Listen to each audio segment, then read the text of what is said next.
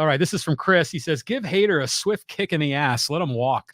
Well, yeah, you could let him walk, and I was peeved at his approach towards the end of the season and usage and all that. I just don't buy the theory that I can't go get 4 outs. Now, I understand not throwing 3 days in a row, but there were times where they desperately needed him, and either he did not want to do it or they elected not to go to him. And last I checked, they could have used him because they should be in the wild card round or in the second round, and they're not. But you let him go, you're putting an awful lot at the front door of Robert Suarez that he can do this and stay healthy. He's shown flashes, but he also got hurt. Yeah, well, remember back in the day, like Raleigh Fingers, Goose Gossage, they go 2-3 innings, right, to close out games. They were converted starters. This is a whole different era. It is a different era. So all these 1-inning guys. But, man, if you're Hader and you're putting limits on when you're available, and I'm only good for 3 outs in the 9th inning, that's not being a team guy, And it's not like Bob Melvin's going to abuse him and roll him out there for 2 innings every game. To me, that's just really disappointing. So I think you got to turn the page because you got to cut payroll somewhere if you're going to sign Soto or if you're going to hit this $200 million magic number they've been talking about. Hader seems like the first guy that you need to leave. And he's even his Instagram post, you could already see that he knows his time in San Diego is done. Yeah, I was offended. Padre fans, I think, should be offended over the way he handled the situation. So John Riley, interim general manager, just cleared $13 million off the payroll. Next question. Okay, here we go. This is from John. He says, Scott Boras won't let Soto sign before he hits free agency. Sign Snell and hope to win a championship with Soto while he's in San Diego. Understand, though, who you dealing with when you're dealing with Blake Snell's agent? Scott Boras. You got money here, you got money there. Boras is going to extract his pound of dollars in flesh from the Padre organization. I would make him an offer. And John and I have argued back and forth this over coffee a couple times. I would offer him the pay bump from 16 mil to say 22 and 3 million in incentives. If he has another banner season, he's going to get to 25. Yeah. And I would do that on a 3-year deal. Dummy here in left field said, give a pitcher 5-year contract. Well, Musgrove got 5. Well, I wouldn't do that. Anyhow, that's where we are with Snell. I'd make the pitch and try to make it now. But as John just indicated, you got to go through Scott Boras, and that usually means Scott Boras is waiting for the green flag to drop on free agency the night after the World Series is over. But you make the pitch now. And if Snell has openly said, oh, this was great, nice experience, well, anything's better than pitching in Tampa Bay in the Suncoast Dome and sellouts here and your personality everybody kind of likes, and you found yourself. Don't you owe San Diego something for the fact they helped you resurrect your career? Or am I being Pollyanna? Show me the money. Show me the money, man. That's what it's all about. So these guys are going to try to maximize their value, and you can't blame them for doing that. Now, if they feel like that they're going to get a sweet deal from San Diego, and San Diego's really prepared to pony up. They're so close. Yeah, they are so close. The team is so close. And if Seidler is willing to put it all on the table, maybe you take it. But if you're Soto, if you're Snell, you have to play the market because you got to let these other teams bid against each other and drive the price up. I mean, if Soto signed this offseason, which we would hope he would, but by the next year, everything's going to be even more expensive. We're seeing that when we go out to the grocery store, everything's more expensive. So, I think Scott Boras is going to maximize these guys. It's wishful thinking for Padres that they're going to sign Soto 1 year early. But I think, we've got a lot of other Soto clients on the Padre roster. So maybe you bring in a lot of other, Scott Boras clients on the Padre roster. Maybe you bring those guys in and you just work a deal. Padres got to keep some of these core players. You're the general manager. You just told Boras, take your guy out on the open market. Well, how could you do that? Well, he needs to maximize his value. That's in Soto's best interest. So I don't blame them for doing that. I don't think Blake Snell owes San Diego anything. Blake Snell got paid what he was owed. But in these cases, you don't blame them for trying the market, maximizing their value. You're just hopeful that they want to stay in San Diego. And how often do free agents re-sign with their original team? It's pretty rare, isn't it? Sometimes, but sometimes not. Mm-hmm. Loyalty. Like Is that word still in the dictionary? No, loyalty is out the window because those teams will cut the player faster than you can blink. But if they're they need to. guaranteed contracts. You cut him. He gets paid. He goes somewhere else. But, Yeah. okay. Next question. Okay, let's move on down. This is from Chris. He says, Dodger fan here. They know they are toast. We knocked them out last year. This year it's D-backs knocking them out. Well, Arizona's got to prove that they've got enough pitching beyond Zach Gallen. I mean, I was shocked.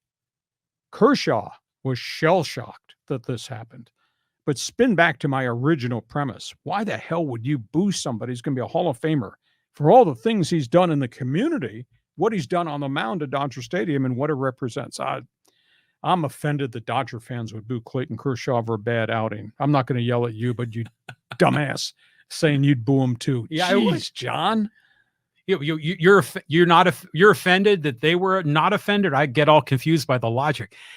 Kershaw blew it. Kershaw choked. Kershaw wilted in the moment again in the playoffs. Absolutely should be booed. I mean, I'm saying we San Diego fans generally are soft, right? So I like it when we step up and we demand a high standard of excellence. And LA fans should be doing the same. I mean, we keep stroking, Dave Roberts and Friedman and all that whole team there because of the management and how good they've done. And when their players choke job, they should be booed, just like we're booing Machado when he has a down year. I haven't heard anybody booing Machado. I haven't seen that at Petco Park. You should read the social media comments. But social media is one thing. I'm talking about fans in the stands booing the crap out of a future Hall of Fame pitcher. People here should have booed Machado just for his whole. Read the back of my baseball card. Well, the back of your baseball card, you don't want to get me started on this today, do you? No, I don't. The back of the baseball card says, yeah, you were the leader of two of the worst collapsing seasons in Padre history, 23 and 21. Ooh. That's what the back of your baseball card should say, in addition to all the glorified statistics that you earned. Okay, let's move on. Next question. Okay, this one's from Emmanuel. He says, welcome back to the studio, Lee Hacksaw Hamilton. So, how was your trip? My trip was great. I got to experience a beautiful fall at my cottage way in upstate New York near the Canadian border, and I was there in the final hours of fall before winter arrived. Winter arrives in upstate New York, October 8th. It was 39 degrees and raining sideways when I packed my car to leave my cottage to go to the airport way down in central New York in Syracuse. So I had a good time. And the fact that this guy was able to execute us doing 2 Zooms as part of a podcast, hats off to him. We made it work. On we go. Next question so I can yell at him again. Okay. This is from Steve Botsford. He says, Harden is nothing more than a cancer. It's a definite no. There's no doubt he's a player, and maybe if he's surrounded by other good players, that this could be a championship team. But boy, to me, in all honesty, Steve, I think he's toxic. And I don't know if I'd call it greed, but there's just something different when he's on the floor, that everything has to run through him all the time. And all you need to do is you just need to track back and look at the places he's been recently and how ugly it all finished up in each of those locales. Now, if you could rent him, he's only got 1 year to go on his contract. If you rent him for 1 year without having to give up the house, maybe Philadelphia doesn't have any leverage now. Either they keep the toxic player or they trade the toxic player to you, but they're not going to get mega talent for him. If you could get him at an affordable price, maybe you take the gamble. Because obviously the NBA is all about everybody's got to have 3 stars now. Yeah. What just happened in Milwaukee, followed by what just happened in Boston, what's going on down in Phoenix. If the Clippers can get that third wheel, and it's Harden, and he can play the system under Tyrone Lue, and you can get him an affordable price for 1 year at least, maybe you do it. But he's right. We're talking toxic here. Yeah, well, the Clippers fans don't like this idea. Here's a comment from Chris, and he says, Harden is such a diva, a crybaby, so sick of his juvenile attitude. Yeah, he can stand in line with Kyrie Irving and a few others. Westbrook had that banner kind of wrapped around his shoulders too, because all the places Westbrook had been, and now he talked his way out of here, there, and everywhere, and got moved. Now, Westbrook, maybe his eyes opened, because he sure was a different player when he went across the hallway from the Lakers and put on the Clipper colors. And we'll see if Westbrook can follow that up again as he's moving to the twilight of his career. It is interesting how many Clipper fans are responding and say, no, Don't like that diva. No, I don't like him. Here's Steve has another comment here, but this is about the Ducks, so I wanted to get it in. Will the Ducks be any better than last year? I would say a long season is ahead. Yeah, I tend to think so. Especially if they're going to play the kids, and if they're keeping Leo Carlson up there at age 18, and now they've decided to at least open the season with two of the top young defensemen, Mint Yukov, who played in the Ontario Hockey League, is a great offensive player, but very young, especially on the defensive end. And Lacombe, who was a college hockey star and played very briefly here at the end of last season with the Gulls. If they're keeping all those young guys up there to start the season, that means A, they got talent coming, but B, they're going to have to go through a learning curve. That's why, as weird as it sounds, if you look at the Gulls roster come opening night a week from now, and you see guys like Colton White and a few of these are veteran NHL guys who are on the fringe of being serviceable NHL guys, but they're starting down here. Well, that experience, that's huge for a young hockey team in the American Hockey League. You don't find very many AHL rosters, because I kind of study all this. I'm a hockey deviant.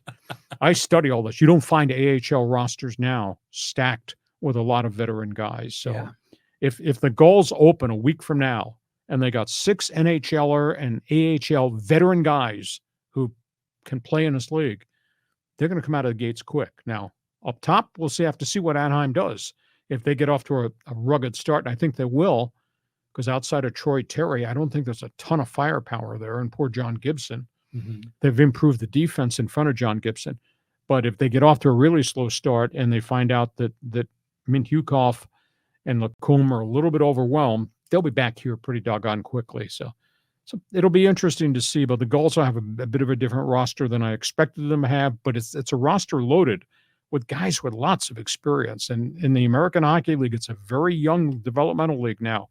You don't see 4 to 5 NHL guys or 4 veteran AHL guys on a roster. Well, first of all, do you think the Ducks are going to be over 500? And how do you think the Kings are going to do this year? I think Kings are really good. Kings are loaded. Rob Blake has done such a great job maneuvering around the salary cap. He made the huge trade with Winnipeg in the summer that got Pierre-Luc Dubois, and you got Kopitar and Adrian Kempe.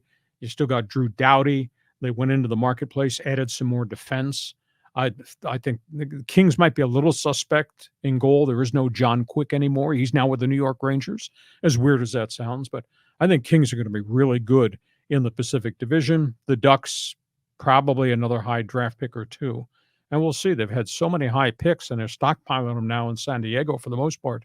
See how quickly these kids can get to the NHL level. Okay, so hey, can we get some social media comments in here? Oh, these people. We heard about what was on social media. I think you might want to duck under the desk here, because I think there'll be some bullets flying. Yeah, there will. Let's go to hear the Charger comment. This is from Doug. He says, the Spanos have tried their whole lives to hire a good coach, and when they did, they fired him. Good luck, Spanos. You guys are a joke. The Spanos are all caught up in the bling bling. It's the little things that win championships, and they're oblivious to that. They've stockpiled all this young talent, and it's not playing real well together right now. And now they got injury issues again. I will say this whole J.C. Jackson thing, and we talked about this with the cornerback that they signed to the $82 million contract and gave up on after he played 9 games.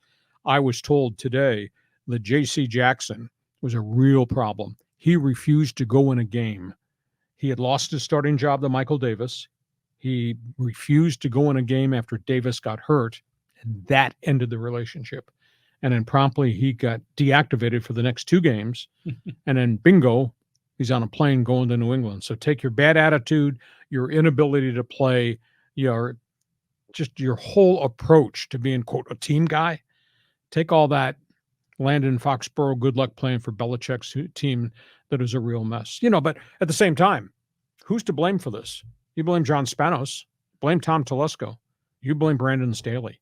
You didn't do due diligence on this guy, that he can't play press coverage. He was horrific. There's a group that does all the statistical analysis. It's like metrics for the National Football League. Mm-hmm. The quarterback percentage or quarterback rating when they threw at J.C. Jackson, The quarterback's rating was 149. It's absolutely phenomenal. Completed like 76% of his passes when they threw at J.C. Jackson. Completion. Well, you know, one of the guys in the Instagram that was like, we did that video, you know, about J.C. Jackson, who's to blame and all that. And one of these fans was getting on your case. He was saying, well, yeah, Hacksaw, you're blaming him now, but where were you when the Chargers signed him? You probably were applauding that. But I remember we were sitting down and saying, that's a hell of a lot of money for that guy. Yeah. Now, granted, he had 25 interceptions in New England. We get here and we find out that he's playing a radically different defense. It's not how they play press coverage in New England. And he was lost. You need a traffic cop out there with the orange sleeves directing traffic, because guys are running open routes against J.C. Jackson. His first 2 games, I said, holy cow, where is this guy? And then he got hurt.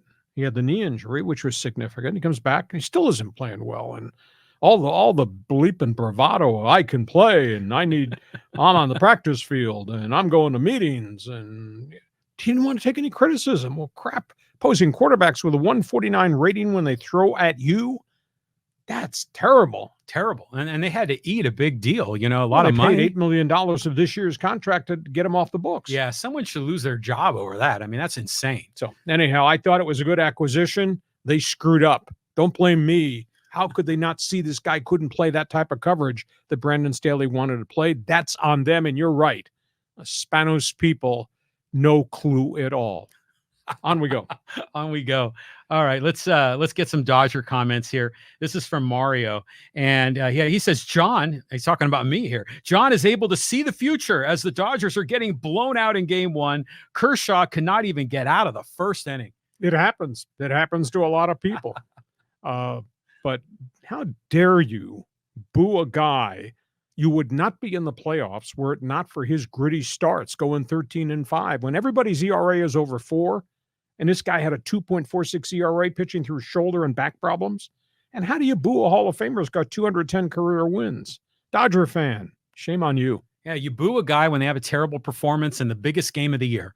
And Kershaw just choked it. Here's another Kershaw comment. And this one's from Ruth and says, heck no, I love my Dodgers. And I knew going into the playoffs, we didn't have a shot, Lee. Thanks for the kind words. Can't stand the Padres and their fans most of the time, but sucks to settle for only winning the division. Phillies or Braves will represent the National League. They are the best. We have no pitching. Kersh needs to retire. Send us over Snell. That'd be cool. Been watching you for years, Hacksaw. Well, I feel bad for Kershaw if this is the end, but he's been a stand-up guy. He's been a quality person in addition to being a Hall of Fame pitcher, so we'll just leave it at that. It will be interesting, though, because I think we all know once the World Series is over, what's next? Bids on Ohtani, showtime in L.A.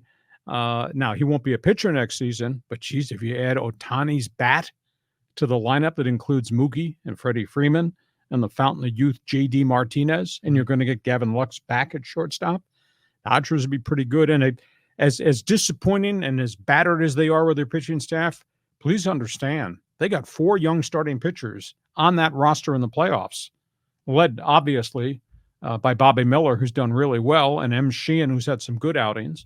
And the Pepio kid has had the back end of the schedule. Once he got healthy, he's been pretty competitive, and he's really young and raw. And then you got Michael Grove. I mean, they got a lot of pitchers coming, so they'll make the transition. I'm sick about what Urias did.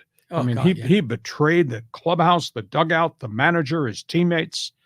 How stupid are you to do this at that point of the season? And now I don't know what's going to happen. He's not been charged yet, but he's missed the most important point of the season. And with the Dodger bats, had Julio been there with Kershaw, with Bobby Miller, and whatever they get out of Lance Lynn, that would have been a pretty competitive pitching staff. And now it's just been obliterated just because of what's happened.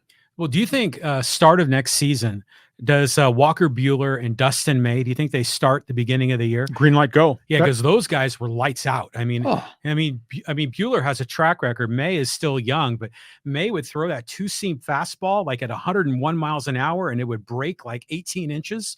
I mean, those guys are wicked. Yeah, lost in all the conversation and the frustration of whatever happened to Kershaw, what Julio did to himself and the kid pitchers.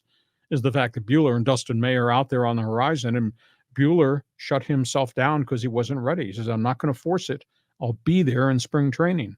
And Dustin May will be somewhere in the middle of that season. He'll be there too. So, I mean, the Dodgers have something great ahead of them. Okay, a couple more here before we wrap it up. All right, let's get a Mountain West comment here. And this is from Olivia. It says, it's funny that you all say, so sorry, Air Force Colorado State is leaving. But the fact is that Wyoming, Colorado State has been a rivalry game longer than any other teams in the Mountain West. Border war. I think it stinks when all you want to come in and disrupt the Mountain West, which is doing just fine in my own estimation. Take care of your own house, Pac-12. You couldn't get the job done. Go away. Well, the greed destroyed the Pac-12. The leadership destroyed the Pac-12. If Oregon State, Washington State came here to the Mountain West, this would really be a good conference, football conference. Now, would it be a Power 5 conference? I don't think the NCAA or the College Football Playoff Committee would view them as a Power 5, but that'd be really good football if those two guys join the Aztecs in Boise State and what Air Force has accomplished. I mean, Wyoming beat Fresno on Saturday, punched him in the mouth. Amazing. Yeah, absolutely amazing. Now it's in Laramie. Mm-hmm. I mean, they're bashing everybody going up the high altitude. I mean, this is a really good football conference. Granted, substandard season at San Diego State, and Boise's been a little bit up and down. So if you could add the Beavers and the Cougars to what we have here, that'd be a really fun conference. Yeah, and basketball too. I mean, not just because of the Aztecs going to the final, the championship game, but there have been a lot of really good Mountain West programs in basketball, although they choke in the big dance, it seems like every year. I'm hopeful that they'll figure something out, because I would hate to have the Pac-2 dissolve and then there's nothing. Hopefully they can retain that Power 5 and they can rebuild. And this could be the opportunity for some of these Mountain West teams to get up on the big stage. I just hope it works out that way. Exit fees. That's the two biggest words. Yeah. How are you going to handle the exit fees that the Mountain West schools all agreed to? Tough call. Hey, listen, we hope you have enjoyed our Monday bonus podcast. Did we cover a few topics on the table? Damn